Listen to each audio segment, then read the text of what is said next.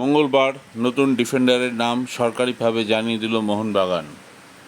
অস্ট্রেলিয়ার বিখ্যাত club Brisbane রোডে অধিনায়ক ছিলেন তিনি। 5 বছর দাপিয়ে খেলেছেন। উচ্চতা 6 ফুট 2 ইঞ্চি। জন্ম ইংল্যান্ডে হলেও অনূর্ধ্ব-19 পর্যায়ে খেলেছেন স্কটল্যান্ডের হয়ে। নাম টম অলড্রেড। ব্ল্যাকপুল, মাদারওয়েলের মতো বিখ্যাত ক্লাবে খেলার পাশাপাশি অস্ট্রেলিয়ায় গিয়ে সেখানকার লিগে নিজেকে অন্যতম সেরা ডিফেন্ডার হিসেবে গড়ে তোলেন টম। আজ মোহনবাগান সুপার জায়ান্ট সরকারিভাবে ঘোষণা করে দিল তার নাম।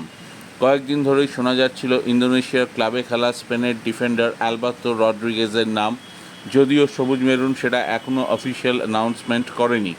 2017 সালে ব্ল্যাকপুলে বছরের সেরা প্লেয়ার হয়েছিলেন টম।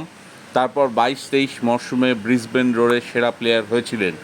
ডিফেন্ডার হলেও উঠে গিয়ে গোল করতে পারেন, সারা মাঠ নেতৃত্ব দিতে পারেন। লিডারশিপ কোয়ালিটি তার দেখার মতো। শোনা যাচ্ছে মলিনা তাকে নিজে বেছে নিয়েছেন। নিজেদের এক্স স্যান্ডেলে চিরপ্রতিদ্বন্দ্বী ক্লাব ইস্টবেঙ্গলকে খোঁচা দিয়ে আবার মোহনবাগান এই ফুটবলারটির নাম ঘোষণা করল আজ। এর আগে নাকি ইস্টবেঙ্গল এবং কেরালা ব্লাস্টার্সের সঙ্গে তার নাম শোনা যাচ্ছিল। লড়াইয়ে ছিল নাকি মুম্বাই সিটিও, কিন্তু মোহনবাগান যাকে চায় তাকে পায়। অরণ্যের এই প্রাচীন প্রবাদের মতো ময়দানের এই প্রাচীন প্রবাদ আবার সত্যি প্রমাণ হলো। যাই হোক, ব্রিটিশ নাগরিক হওয়ার পাশাপাশি টমের কাছে অস্ট্রেলিয়ার নাগরিকত্বও আছে।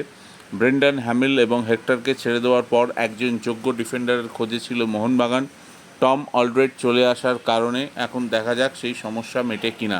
আশা করি আপনাদের ইনফরমেশনটি ভালো লেগেছে। এইমাত্র পেয়েছি তাই শেয়ার করলাম।